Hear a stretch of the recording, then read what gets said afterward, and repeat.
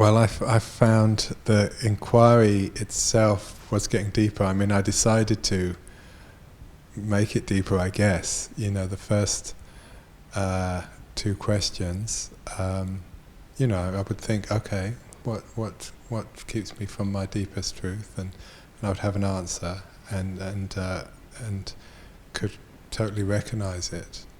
But then, as it went around, I went, okay, I'm going to try and do this kind of in a more unknown way, because, and I went, okay, so I'll do that, and it was more revelatory, you could say, because I was talking about something I didn't actually already know the answer,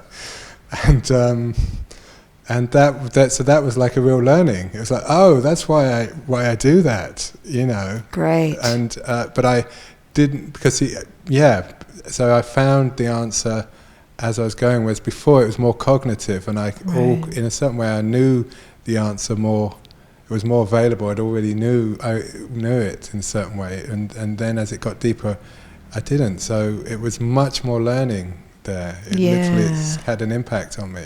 What's the impact? Well, it's suddenly like, oh, okay, that's why I do so and so, and I did. So you had more realization about the defenses, the more subtle defenses, and what's really driving them. Yeah, exactly. Great. It was like, oh, this, I didn't know that, and now I do. And see, isn't that fantastic? You know, like I'm noticing you seem to kind of be happy about this. Oh yeah, definitely. So this is really important to bring out all of itself, because to really see a place where we've been hiding out in some subtle defense is really cause for celebration, because it means it can be freed up. And unless we see it and really see what's under it, it's going to be lived out. It's just going to come out of us unconsciously and cause limitation and inauthenticity and blockage in the potential for us to express the fullness of God. What a shame. Yeah, exactly. Yeah. That's great. Yeah, that's fantastic. It's good. So just enjoy that. Then how the learning was by really letting yourself be a bit more naked. Exactly, that was it. That was the key. That's what I specifically decided to do. And I know when I started the question, it's like, hold on, I'm just going to try and feel into this one, you know, which I didn't do before. So it was definitely about being more naked, more transparent, not really knowing where it was going to go, not even knowing what, am I actually going down something that's going to work out? Right. Even. Trusting the not known. Yeah, and relaxing and going, okay, rather than thinking you should always know. Because if you have to always know, then grace can't penetrate your consciousness. Yes. It just can't get in. Yeah, that's it, yeah. Again, coming back to the Ramana quote, the full quote, he says, when, you know, grace is always present.